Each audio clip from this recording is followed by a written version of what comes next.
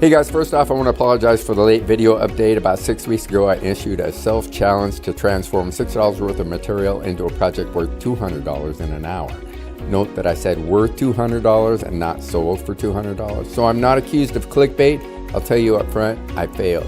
It's your choice to continue watching or not.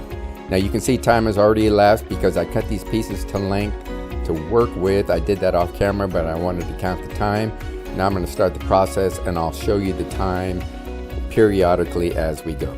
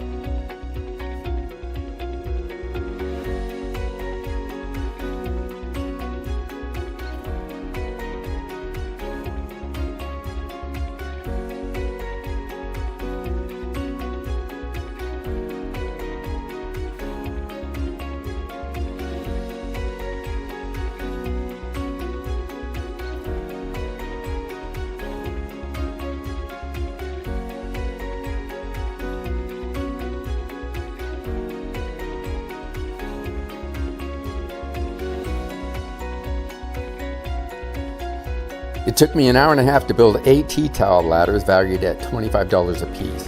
As you can see, not stained, so an even bigger failure. Hey, at least I tried. See you on the next video.